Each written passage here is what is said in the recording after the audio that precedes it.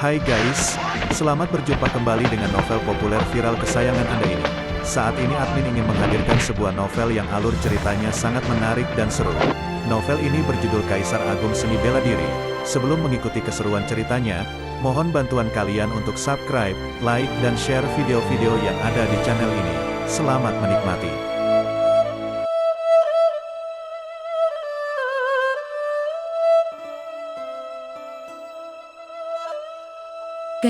Kaisar Agung Seni Bela Diri, Bab 355, Hebat sekali keluarga Su. Saat ini, Feng Yunxie menyesal setengah mati. Meskipun dia memiliki kekuatan setara dengan Santo Bela Diri tahap 5, bakat dan kualitasnya sebenarnya tidak begitu bagus. Dia bergantung sekali kepada ayahnya yang merupakan tetua klan Phoenix untuk mencapai pencapaian hari ini. Dengan cemas dia melihat ekspresi Luo Xiu, takut bahwa orang kejam ini akan membunuhnya. Pada saat itu, dua aura kuat datang dari arah utara dengan cepat. Orang tua berjubah merah itu telah menghancurkan jimat giok sebelum mati, membuat Feng Li dan Feng Zhang tiba secepat mungkin. Luo Xiu, berani-beraninya kamu membunuh anggota klan Phoenix kami? Feng Li berteriak marah. Membunuh mereka, emang kenapa? Apa yang perlu ditakutkan? Luo Xiu tersenyum acuh tak acuh dan melihat Feng Yunxie. Wanita tua ini sangat galak. Aku sampai takut mungkin akan melukaimu. Orang di depan ini adalah anak dari tetua klan Phoenix, jelas memiliki status tertentu. Feng Yunxie meskipun sombong, dia tidak bodoh. Segera dia memahami maksud Luo Xiu, dan berteriak dengan marah kepada wanita tua itu, Feng Li, tutup mulutmu. Tuan Muda Yun, wajah Feng Li tampak tidak enak.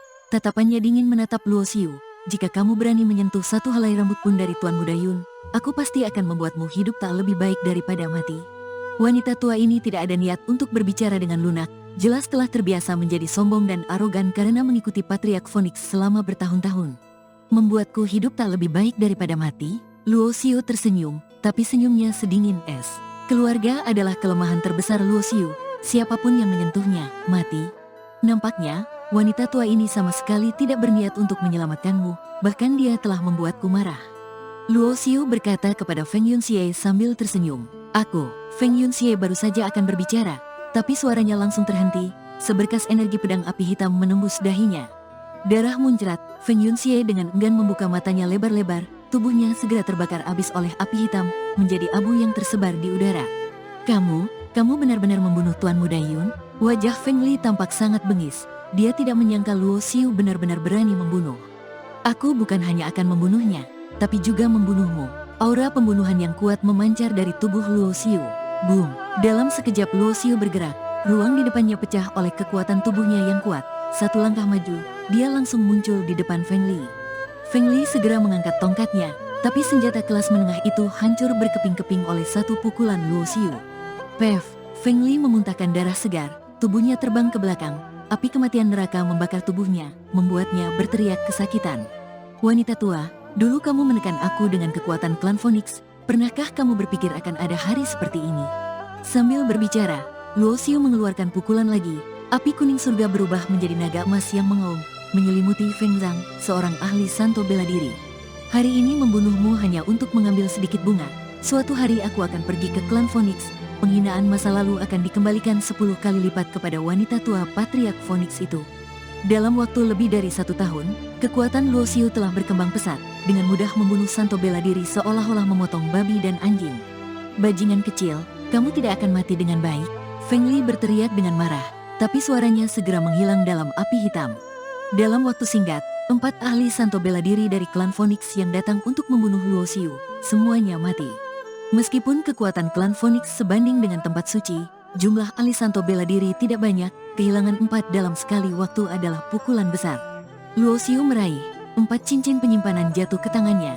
Lalu dia terbang menuju arah sekte Tarsuna seolah tidak ada yang terjadi. Dia tahu dengan jelas, setelah klan Phoenix mengetahui kematian 4 ahli Santo Bela Diri ini, mereka pasti akan mencurigai dirinya. Dan dengan kemampuan klan Phoenix, mereka mungkin juga bisa mengetahui beberapa informasi tentang dirinya dari dalam wilayah suci. Ini berarti bahwa dalam waktu singkat, ahli klan Phoenix pasti akan tiba di kerajaan negara bagian tanah langit. Dan sebelum itu, Luo Xiu harus membuat rencana terlebih dahulu. Tempat suci Tarsuna, orang luar dilarang masuk. Di depan gerbang Tarsuna, 2 murid luar memegang tombak panjang dan berteriak keras. 2 orang ini, Luo Xiu tidak mengenal. Jelas dalam waktu lebih dari 1 tahun dia pergi, Tarsuna telah menerima murid baru. Tentang kedatangannya, Luo Xiu tidak memberitahu siapapun di Tarsuna. Saat Luo Xiu hendak menunjukkan identitasnya, suara keras tiba-tiba datang dari belakang. Orang di depan, minggir. Luo Xiu mengikuti suara itu dan melihat seorang pemuda berbaju mewah, menunggangi serigala api yang seluruh tubuhnya dikelilingi api, melesat ke arah gerbang gunung. Melihat ini, Luo Xiu mengerutkan alis. Gerbang gunung adalah tempat suci, tapi orang ini berlari dengan sembrono, menganggap gerbang Tarsuna sebagai apa? Tuli ya, disuruh minggir tidak dengar, hati-hati ketabrak serigala terbang Tuan Muda Su. Dua murid penjaga gunung segera menyingkir, salah satu dari mereka berkata kepada Luo Xiu. Namun, Luo Xiu tidak bergerak sedikit pun, serigala terbang itu hanya binatang buas tingkat 4, bagaimana mungkin dia takut? Sedangkan pemuda di atas serigala terbang itu hanya pada tahap awal level bawaan. Haha, berani-beraninya menghalangi jalan Tuan Muda ini, serigala api, tabrak dia. Pemuda di atas serigala itu tertawa dengan angkuh. Awo, serigala terbang melolong panjang, mendengar perintah tuannya, kecepatannya meningkat dan berlari menuju Luo Xiu di gerbang gunung. Namun saat serigala terbang mendekati Luo Xiu dalam jarak 100 meter, tiba-tiba kakinya lemas, jatuh berlutut di tanah dengan bunyi gedebuk dan terus meluncur karena kecepatannya yang tinggi. Di tanah itu terukir dua alur dalam, mengangkat debu ke udara. Minggir, seorang murid penjaga gunung tidak tahu apa yang terjadi. Namun ia tidak tega melihat orang itu ditabrak oleh binatang buas, jadi ia mencoba menarik Luo Xiu. Namun, tangannya tidak bisa menyentuh tubuh Luo Xiu dan segera terpantul. Luo Xiu mengibaskan lengan bajunya, menghilangkan debu, dan dua murid penjaga gunung itu melihat pemandangan yang mengejutkan mereka. Kaki depan serigala terbang itu berlutut di tanah, api di tubuhnya padam, memperlihatkan bulu merah menyala, dan kepalanya menunduk menyentuh tanah, berlutut di depan pemuda berjubah hitam ini. Apa yang terjadi dengan serigala api itu? Pemuda berbaju mewah itu menatap Luo Xiu dengan rasa ingin tahu. Apakah ini perbuatanmu? Kamu bermargasu? Luo Xiu tidak menjawab pertanyaannya, malah balik bertanya.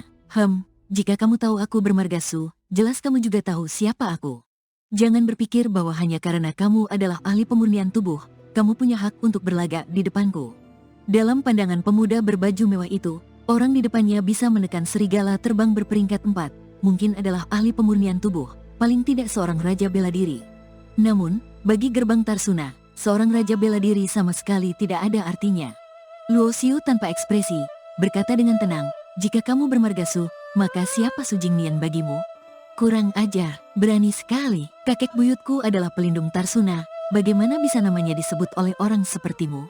Pemuda berbaju mewah itu berteriak marah, seseorang, tangkap orang sombong ini untukku. Pemuda berbaju mewah itu mengambil jimat dan menghancurkannya, berteriak dengan suara keras.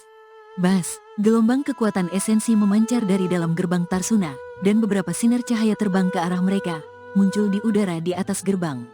Tuan Muda Su, apa yang terjadi? Seorang raja bela diri yang memimpin bertanya. Lu Ge, kau datang tepat waktu. Orang ini melukai serigala api itu dan sama sekali tidak menghormati kakek buyutku.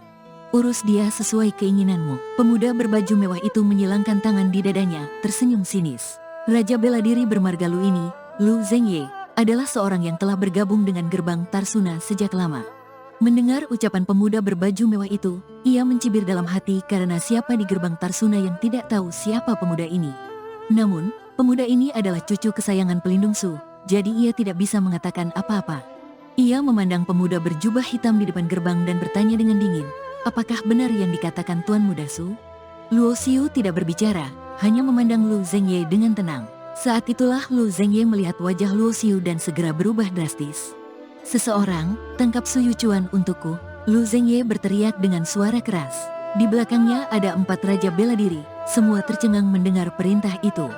Lu Ge, apakah kau yakin kita harus menangkap Tuan Muda Su? Seorang raja bela diri berbisik, merasa mungkin ia salah dengar atau Lu Ge salah bicara. Benar, tangkap Su Yuchuan, pemberontak ini. Lu Zhengye mengulangi. Lu Zhengye, berani sekali kau menyentuhku. Apa kau sudah gila? Su Yuchuan memaki. Para raja bela diri yang mengikuti Lu Zhengye bingung tak tahu harus berbuat apa.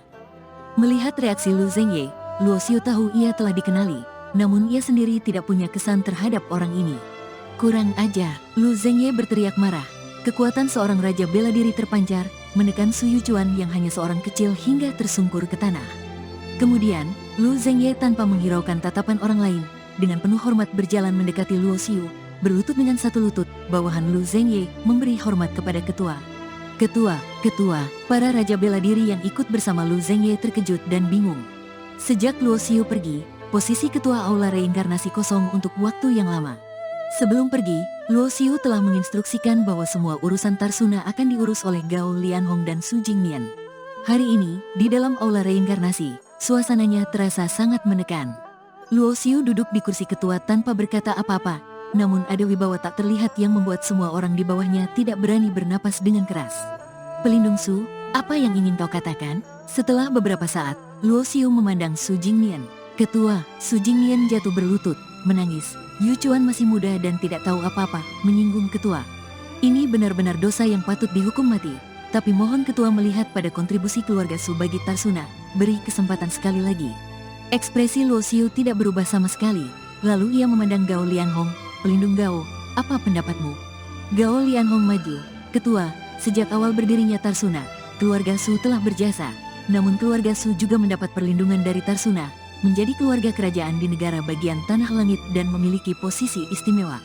Berdasarkan penyelidikan bawahan, selama ini keluarga Su bertindak sewenang-wenang, melanggar banyak aturan gerbang, dengan mengandalkan bahwa pelindung Su adalah orang yang paling awal mengikuti ketua. Meskipun Gao Lianhong dan Su Jingmian sama-sama pelindung, Gao Lianhong adalah keturunan langsung dari klan Tiangsuan, dan kesetiaan utamanya adalah pada gerbang Tarsuna. Karena itu, Luo Xiu memberikan kekuasaan penegakan hukum Tarsuna padanya. Bagus sekali keluarga Su, Luo Xiu tertawa dingin. Apakah kalian benar-benar berpikir bahwa karena ketua tidak ada, Tarsuna ini akan menjadi milik Su? Aula reinkarnasi terdiam, seperti Wei Haoran, tidak ada yang berdiri untuk membela Su Jingmian. Pelindung Su, demi hubungan masa lalu, aku tidak akan menuntut masalah ini. Setelah beberapa saat berpikir, Luo Xiu memutuskan dan berkata dengan pelan, namun, jika aku tidak mengambil tindakan, sulit untuk menegakkan disiplin. Mulai hari ini, jabatanmu sebagai pelindung dicabut. Jika aku tidak ada, pelindung Gao akan bertindak sebagai ketua,